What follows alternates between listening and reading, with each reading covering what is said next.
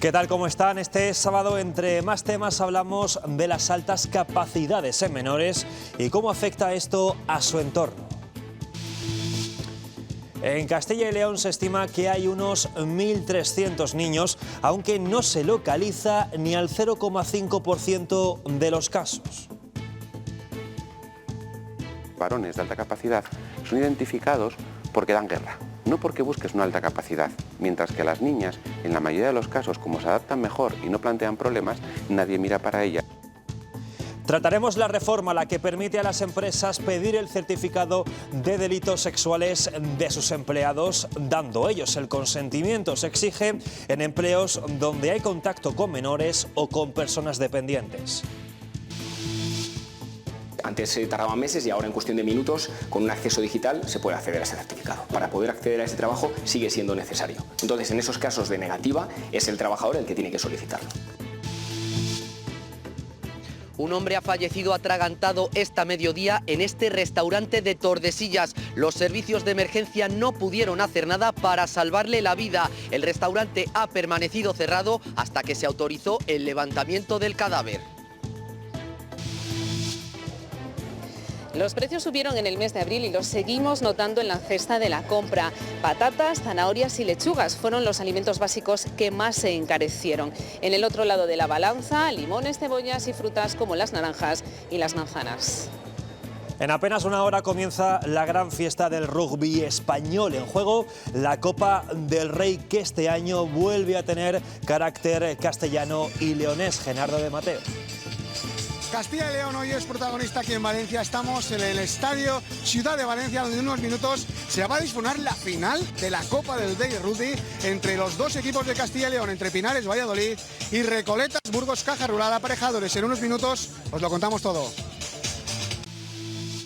En cuanto al tiempo, mañana se esperan cielos cubiertos y precipitaciones en el centro de la comunidad, con posibles tormentas al norte, mínimas que se mantienen y máximas de 20 grados en algunos puntos.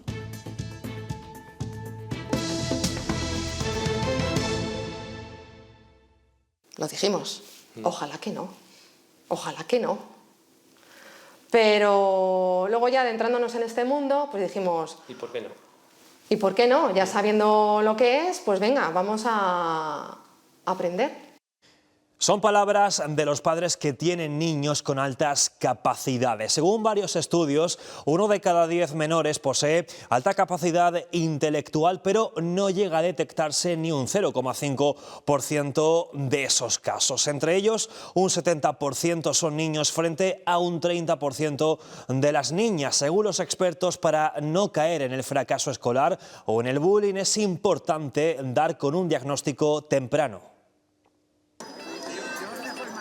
Los niños empiezan a dar señales de que cuentan con altas capacidades desde muy pequeños. Nosotros nos poníamos a leer con ella un cuento y te lo recitaba sin saber leer. Llega a casa y te dice, mamá, ¿a mí por qué el profesor me está enseñando a leer si yo ya sé leer? En esos casos, lo más fiable es realizarle una prueba para salir de dudas. Lo mejor es que los padres acudan a un centro especializado o pidan la evaluación en el centro escolar, porque la única forma fiable realmente para poder identificar a una persona de altas capacidades es realizarle unos test. Y a partir de ahí ya se toman medidas para potenciar su educación, como adelantarles un curso. Pero los padres también tienen que aprender a gestionar esta situación. Hacer hincapié en que no aprenden solos, hay que enseñarles y hay que acompañarles. Para darles a los niños lo que necesitan tienes que trabajar con profesionales. Existen diferencias por sexo a la hora de detectarlo. Muchos niños, y ahora me refiero a varones de alta capacidad, son identificados porque dan guerra, no porque busques una alta capacidad, mientras que las niñas, en la mayoría de los casos, como se adaptan mejor y no plantean problemas, nadie mira para ellas y por lo tanto no se evalúan. En Castilla y León hay detectados 1.300 niños con altas capacidades. La tecnología es un apoyo para los ajedrecistas en todo el mundo desde hace tiempo, pero ahora la llegada de la inteligencia artificial supone una herramienta para mejorar las capacidades y también para evitar el fraude en las partidas, un nuevo movimiento que une al ajedrez con la ciberseguridad. Los ordenadores son rivales en el tablero desde hace décadas, evaluando posiciones y movimientos. El Big Data ha dado grandes maestros cada vez más jóvenes y ahora los algoritmos les harán más infalibles, pero sin desbancar al jugador. Están acostumbrados a trabajar con una inteligencia artificial que no deja errores. Entonces el jugador aprende también, ¿no? Y se hace cada vez más fuerte, más preciso, ¿no? Eso sí va a pasar, van a cambiar también los ritmos del ajedrez, que se van a acelerar, partidas cada vez más rápidas, más emocionantes. Frente a las críticas de restar creatividad a este deporte, para los expertos de esta jornada que organiza el INCIBE y el Magistral de Ajedrez de León, no es un jaque mate, sino una oportunidad, por ejemplo, para evitar el fraude. Detectar a los tramposos y evitar que un juego de caballeros, un juego con 1500 años de antigüedad, se vea, digamos, ensuciado por este tipo de comportamientos. Ponencias, partidas simultáneas y hasta un duelo de hackers para mostrar cómo se combate con inteligencia artificial las ciberamenazas. La tecnología no es algo hostil o algo ajeno a nosotros, sino que lo tenemos que incorporar sistemáticamente para ser mejores profesionales. Sinergias que transforman el talento sobre el tablero. La gran mayoría, el 83% de los alumnos con necesidades especiales están matriculados en centros ordinarios comunes de la comunidad. Son datos del último curso, aunque hay diferencias por territorios, en la mayor parte de ellos se supera el 80%. Hoy en Zamora se ha hecho un taller para que a niños y adultos con síndrome de Down socialicen a través del juego. La integración social debe realizarse cuando son pequeños, a edades muy tempranas, para que aprendan que todos somos iguales. Y precisamente es el objetivo de este taller de deporte y lectoescritura. Buscan, a través de juegos por equipos, socializar entre personas con síndrome de Down y personas sin discapacidad, para mostrar que todos pueden convivir en la misma sociedad y que nadie tiene barreras ni límites. Son Óscar, Saúl y Alberto, los nuevos árbitros del Estadio Ruta de la Plata. Yo quiero ser de mayor, pues ser árbitro. Son los encargados de comprobar que se cumplen las normas en los diferentes ejercicios. Y yo tengo que tratar que tenga que recibir a cosas y que no haga penaltis. Los adultos son los árbitros y los niños de la asociación están integrados dentro de los grupos y tienen que formar parte del equipo para que se puedan resolver las diferentes actividades. Se busca su integración social al completo en la sociedad y qué mejor que empezar desde pequeños a convivir y relacionarse con ellos. Si estoy acostumbrado de pequeño a trabajar dentro de la diversidad, pues de mayor sabré hacerlo también. Porque si no sería pues muy aburrido, que todos fuéramos iguales. Cómo ordenar las palabras sin confundirme y muchas cosas más. Sin diferencias ni prejuicios, sino que todos han aprendido a través del juego y sus compañeros. Lo que pretendemos es una estimulación global de los niños a través del deporte, pero además añadimos ejercicios de estimulación cognitiva, en este caso de lectoescritura. Un día que bien podría ser el día a día de la sociedad, todos unidos, sin etiquetas y con la misma ilusión de conseguir sus sueños. Luis Tudanca pide que el odio a los demás no triunfe tras la campaña de acoso contra el PSOE, y Pedro Sánchez, que denuncia el partido. El líder de los socialistas de nuestra comunidad lo ha dicho en la clausura de la Escuela del Gobierno del PSOE en Salamanca. No hablaré mucho más de Europa. Los gobiernos de España y Argentina tienen a esta hora un conflicto diplomático por unas palabras de Óscar Puente. El ministro insinuó que Javier Milei había consumido sustancias antes de una aparición en televisión. El presidente argentino responde con graves acusaciones contra Pedro Sánchez, mientras que aquí el PP reclama la dimisión de Puente.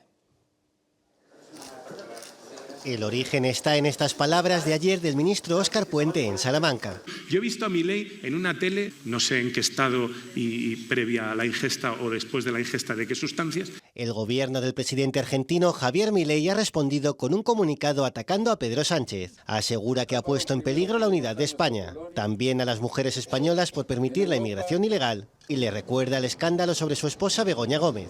Moncloa contesta con otro comunicado en el que rechaza los términos empleados por Milei y los califica como infundados, mientras trata de quitar hierro al asunto. No le doy importancia al ataque, creo que realmente lo importante es la relación fraterna que hay entre el pueblo español y el pueblo argentino. No lo ve así la oposición, que cree que se trata de algo inaceptable. El señor Puente debería de dimitir o ser cesado, pero ni va a dimitir ni va a ser cesado porque Puente y Sánchez disfrutan del lodazal en el que intentan meter a España. Yo creo que es de una gravedad extrema y creo que la respuesta del presidente de Argentina y de su oficina es una respuesta muy moderada. La vicepresidenta segunda, Yolanda Díaz, reprocha en sus redes sociales al PP que se haya puesto del lado de Milei. La misma recriminación que hace el ministro Óscar Puente. Bueno, pues Pedro Sánchez no ha mencionado este incidente. El presidente ha participado en un mitin del PSC en Cataluña. En él ha cargado contra PP y Vox por las leyes autonómicas de la concordia. Es que han puesto al PP de Feijóo frente al espejo. ¿Y sabéis lo que ha visto? El Vox de Abascal. Eso es lo que han visto. Quiero decirles que el Gobierno de España va a defender la memoria democrática y la dignidad de las víctimas del franquismo. Lo vamos a hacer por todos los medios del Estado de Derecho. Naciones Unidas recuerda que su informe sobre las leyes de concordia de PP y Vox no es vinculante. Sostiene que es una carta con recomendaciones elaborada a partir de una petición del gobierno español. La ONU matiza que los relatores que la han redactado son expertos independientes y que no forman parte de su plantilla. Felipe VI ha vuelto a jurar bandera en la Academia General Militar de Zaragoza. El rey ha renovado así este compromiso con las Fuerzas Armadas 40 años después de su ingreso en este centro militar. Lo ha hecho con la princesa Leonor como testigo en calidad de cadete. Y en la guerra de Gaza, una delegación de Hamás ha viajado a Egipto para iniciar una negociación con Qatar como mediador. En los próximos días intentarán llegar a un acuerdo para un alto al fuego en Gaza y la liberación de rehenes israelíes a cambio de presos palestinos.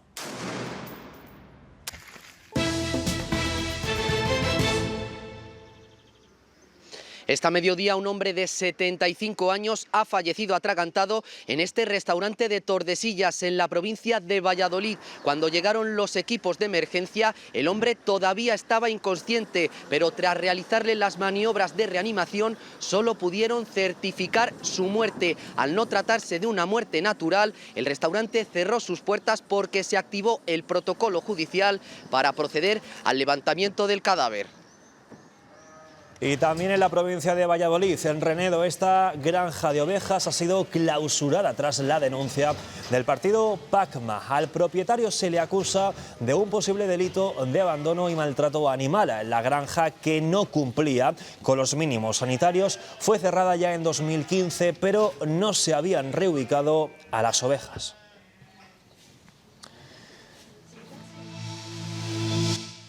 Vendían gominolas contaminadas con drogas de síntesis. Policía Nacional y Guardia Civil han desarticulado una organización que hacía envíos por Internet a toda Europa. De origen holandés, estaban afincados en la Costa del Sol. Hay 15 detenidos. Se han intervenido más de 12.000 bolsas de chucherías con THC.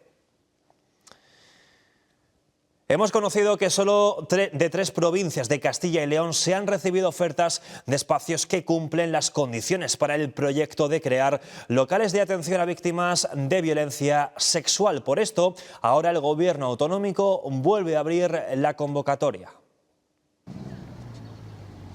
La Junta de Castilla y León volverá a publicar la convocatoria para la adquisición de locales destinados a la apertura en cada una de las 9 provincias de centros de crisis 24 horas, que sirvan para atender a las víctimas de violencia sexual de forma permanente y presencial. Y lo hace después de que en Ávila, Palencia y Soria no se haya presentado ningún espacio y que en otras 3 provincias estos no se adecuasen a las pautas de la convocatoria. Para ello, la Consejería de Familia e Igualdad de Oportunidades modificará la cláusula de localización, ampliando el radio e incrementando de esta manera los posibles locales que puedan concurrir a la oferta. A partir de ahora, las empresas podrán consultar de forma inmediata el certificado de delitos sexuales con el consentimiento del trabajador. Con la nueva reforma se agiliza el proceso y se intenta blindar de seguridad espacios concretos como aquellos donde hay menores.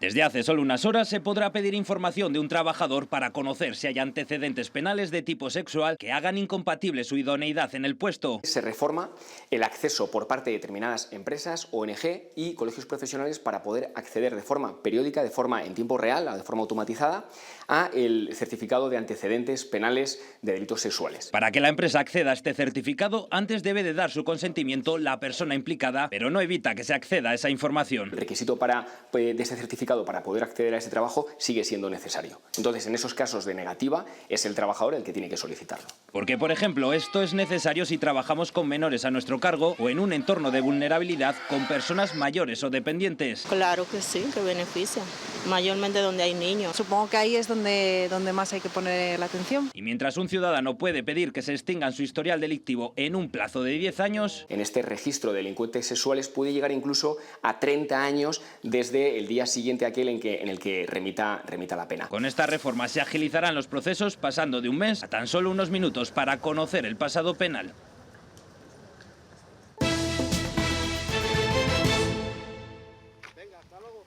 La Marcha Esprona es ya una tradición casi podríamos decir que familiar en Valladolid y cada vez son más los jóvenes que se inscriben en ella. De hecho, el pasado año el 30% de los andarines era menor de 25 años y en esta ocasión de los 4.000 inscritos al menos el 30% lo hace por primera vez. Aunque la distancia sí que se ha ido reduciendo con los años, lo que permanece igual es la mecánica. Los andarines tienen que conseguir personas que les patrocinen esos kilómetros que van recorriendo y donde también ha habido cierta actualización y modernización es en la forma de hacer llegar a la Fundación Personas de Ayuda a la Discapacidad esas aportaciones, ya que se pueden hacer a través de transferencias o incluso Bizum.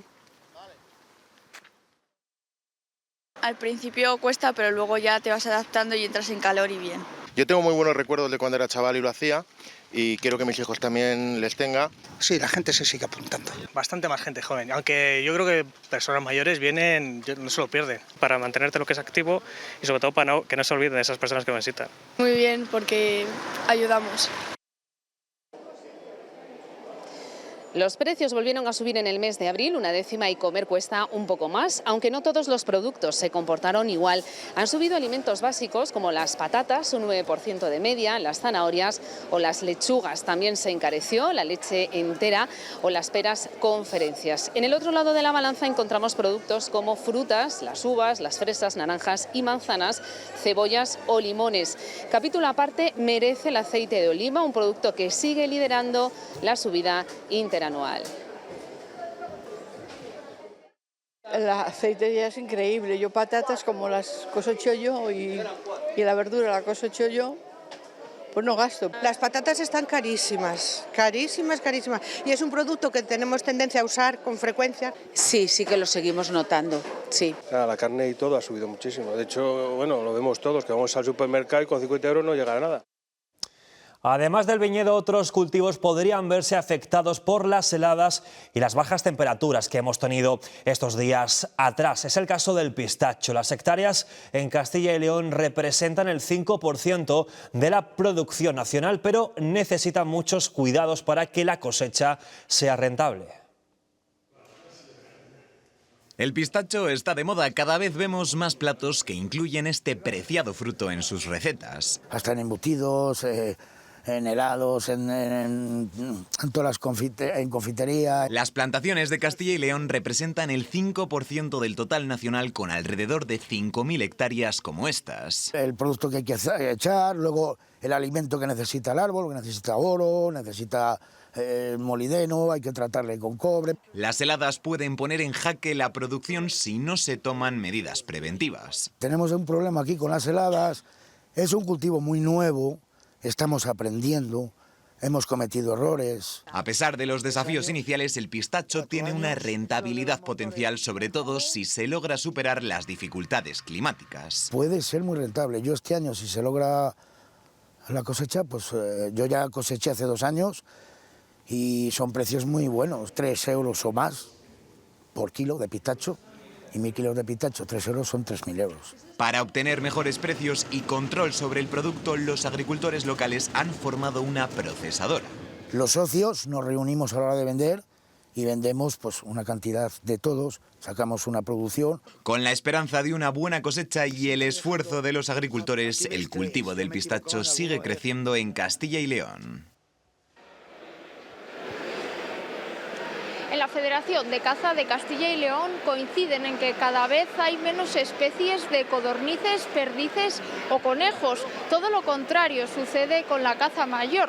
Debido a algunas normativas, como la prohibición de la caza del lobo, cada vez se ven más animales de esta especie. De todo esto se ha hablado mucho hoy en Villarcayo, y es que aquí se está celebrando la segunda edición de la Feria de Caza, Pesca y Micología de las Merindades, una comarca burgalesa donde la caza es una actividad fundamental. Cada vez hay menos caza menor. El número de especies como perdices o conejos está disminuyendo en Castilla y León. Las altas temperaturas provocan que algunos animales se migren hacia las regiones del norte, aunque afectan también otros factores como las enfermedades y algunos avances en materia de agricultura. Antes, por ejemplo, había mucho más arroyos, los campos no se abonaban con productos químicos tan fuertes como ahora. Un descenso que afecta especialmente en nuestra comunidad a las codornices. Donde más codornices se cazan es en Castilla y León. La mitad de las que se cazan en España se cazan en Castilla y León. Todo lo contrario sucede con la caza mayor, que en los últimos años ha experimentado lo que en la Federación de Caza denominan una explosión. Hace 50 años yo no había visto nunca un corzo ni un jabalí. Y ahora ya no se talan los montes como antaño y entonces están más tupidos y entonces encuentran un hábitat más adecuado. La Federación asegura que prohibir la caza de especies como el lobo puede producir perjuicios. Nosotros no decimos que haya que matar los lobos, porque sí, sino que regular las poblaciones. El corzo, el jabalí, los ciervos, cuando hay mucho, ¿qué pasa? Que salen unas enfermedades. Unas condiciones que afectan a los más de 500.000 cazadores federados que hay en toda España. Tenemos asumido que los perros guía son los ojos de los usuarios de la ONCE, aunque es habitual que nos acerquemos a tocarlos o a darles algo de comer. Pues bien, este gesto puede distraerles e incluso indisponerles en su trabajo. Teo tiene experiencia con un perro guía de la mano. Lender es su séptimo compañero. Me lleva, me presta sus ojos para llevarme por ahí y aparte de eso, pues como convivo noche y día con él, pues es un amigo. No todas las razas valen para este trabajo. Por ejemplo, las razas calificadas como peligrosas. No se adaptan a los ruidos, a un medio un poco hostil. Y puntualizan que cuando veamos a estos perros por la calle no les demos comida, aunque parezca un gesto cariñoso. Lo mejor es ni distraerlo, ni tocarlo, ni darle nada de comer. Pero no darle nada de comer en un establecimiento, en un bar. Perros que realizan una importante labor diaria de corazón y ayuda. Cuando haces algo de corazón es porque quieres dar lo mejor, cuidando cada paso que das desde el principio hasta... Ahora consigue 1 litro gratis comprando una caja. Descubre cómo en nuestros packs. Pasear por las trincheras de la Primera Guerra Mundial o recrear un baile en el Titanic son algunas escenas que se pueden revivir este fin de semana en Belorado, en Burgos. Allí se están celebrando las primeras jornadas de recreación multiépoca.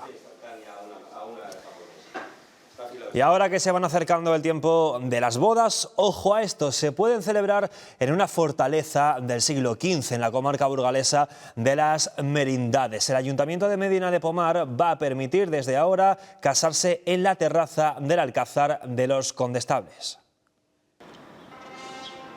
Desde ahora en Medina de Pomar la marcha nupcial también podrá sonar aquí.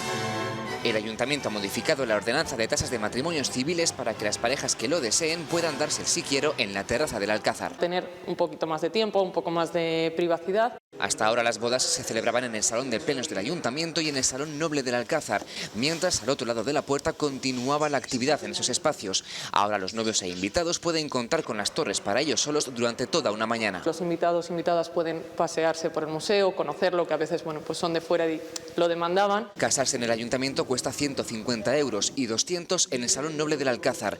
El precio de disponer de las torres al completo toda una mañana es de 2.000 euros. Los novios pueden llegar y aparcar el el coche o lo que traigan, que suele ser como un poco más bonito ese día, en la Plaza del Alcázar, y ya entrarían a disfrutar de la celebración. De momento no hay ninguna boda prevista aquí, pero quien tenga reservado otro espacio puede cambiarlo por este. El Ayuntamiento medinés cree que esta nueva opción puede aumentar el número de matrimonios. El año pasado se celebraron en Medina 6 enlaces civiles y solo 1 por la Iglesia. Por primera vez el Premio Internacional de Fotografía Humanitaria Luis Baltueña cae en Soria. Una de las finalistas es Ana Suriñac. Con su proyecto Mar de Luto pretende denunciar las desapariciones de los inmigrantes que mueren en el mar. Fotografías de migrantes desaparecidos al intentar cruzar el océano en busca de una vida mejor, sumergidas para poner rostro a un drama que cada día suma 9 vidas. Es hacer visibles aquellas muertes que Europa quiere invisibilizar. Es Mar de Luto, de Ana Suriñac, resultado de la investigación de 2 pateras desaparecidas. Conocer a los familiares, a conocer las historias de aquellas personas que habían desaparecido. La fotógrafa tuvo que aprender submarinismo para captar las imágenes a 20 metros de profundidad. Voy a coger las imágenes con las que los familiares los buscan y las sumerjo en las aguas donde estas personas han desaparecido. No hacer estas imágenes siempre de la persona que emprende un proceso migratorio sufriendo en un barco de rescate. Maimuna es una de las protagonistas. Desapareció tras embarcar hacia Canarias desde Senegal. Estas desapariciones que quedan en un limbo que nadie busca, los familiares no tienen una ventanilla oficial a la que ir a preguntar o donde puedan denunciar. Es un desamparo total. Su trabajo le ha valido ser finalista del 27º Premio Internacional Luis Baltueña de Fotografía Humanitaria, que también refleja otras crisis que han quedado en el olvido, como las guerras de Etiopía o Myanmar o el éxodo rural y su impacto en el medio ambiente. Fotografías que pueden visitarse en esta exposición de Onfoto Soria hasta el 27 de mayo.